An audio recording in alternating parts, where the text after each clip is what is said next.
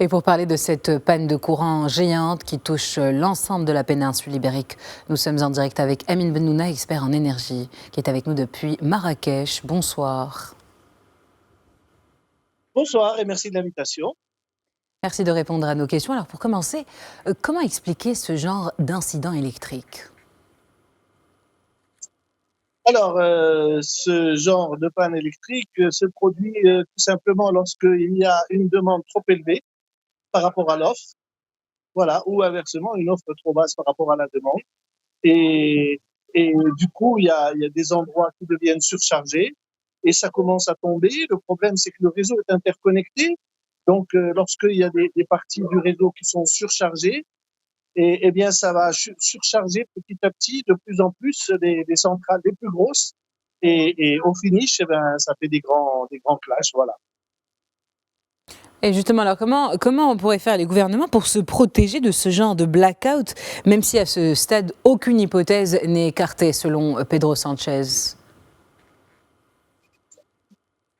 Et pour l'instant, ce que nous savons, c'est que le gouvernement est en réunion depuis pratiquement la panne en continu dans le palais de la Moncloa, qui est le palais du gouvernement, à Madrid, et que pour l'instant, ils sont encore en train de chercher les causes réelles de cette affaire-là. Ils envisagent toutes les pistes parce que ça peut aussi être une cyberattaque, c'est possible aussi. Parce qu'on peut, par une cyberattaque, perturber le système de gestion et faire croire au système de gestion qu'il y a une demande excessive dans un certain endroit et du coup, ça fait tomber le réseau par endroit. Alors, il faut dire aussi que le Maroc et la France sont venus en aide à l'Espagne et ont pu alimenter le pays en électricité. Est-ce que vous pouvez expliquer à nos chers téléspectateurs comment, d'abord, ce système d'interconnexion fonctionne et pourquoi est-il nécessaire de le mettre en place entre deux pays voisins ? Alors, d'abord, faut savoir qu'il y a deux types d'interconnexions. Il y a les interconnexions comme il y a entre les pays européens, c'est-à-dire ce sont des interconnexions synchronisées. C'est-à-dire que dans le courant alternatif, vous savez, il y a des différences entre ce qu'on appelle le courant alternatif et le courant continu. Alors, pour avoir une interconnexion en courant alternatif, il faut que les maximums, vous savez, on entend parler de courant 220 volts, 50 Hertz. Ça veut dire que le courant change de sens 50 fois par seconde. Et il doit être dans tous les réseaux européens exactement synchronisé, c'est-à-dire que les maximums sont en même temps et les minimums sont en même temps.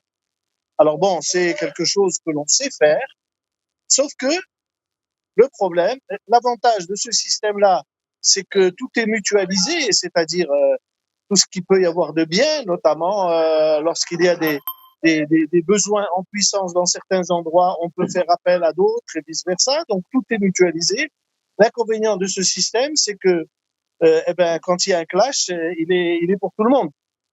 Et il va en grossissant à moins qu'on ne sépare les réseaux.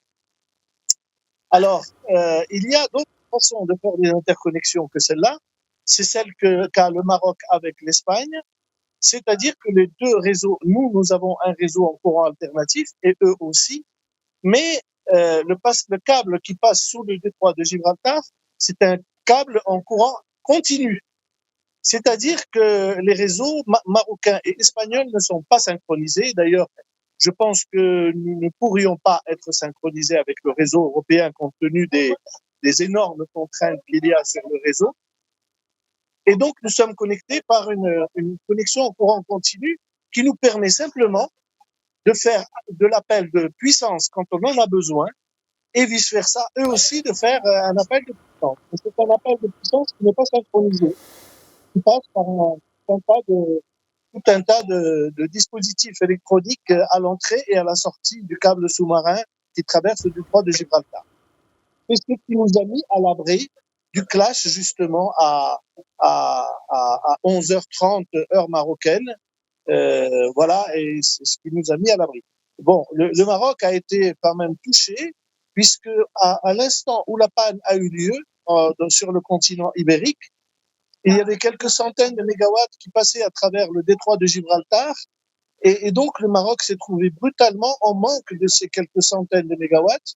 Mais nos ingénieurs du centre de dispatching de Roche-Noire de Casablanca savent répondre avec ce qu'il faut à ce genre de choses, quitte à, comme on dit, faire...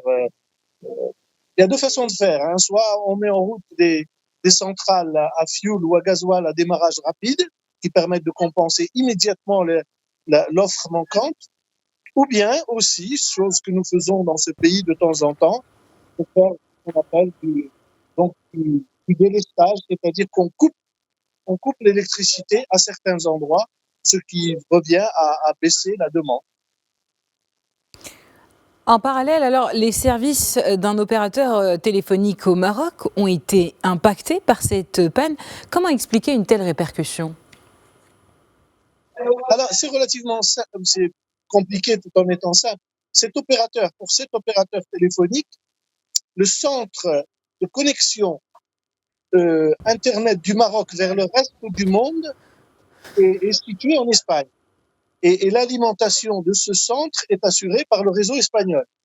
Ce qui fait que si ce centre est coupé en électricité et si la charge de la demande est trop élevée pour que les groupes de sécurité puissent y faire face, eh bien, ce centre tombe en panne et l'opérateur marocain qui est connecté à ce centre ne peut plus être connecté au reste du monde, ce qui fait que les clients de cet opérateur ont vu connecter, oui, mais sans Internet. Voilà.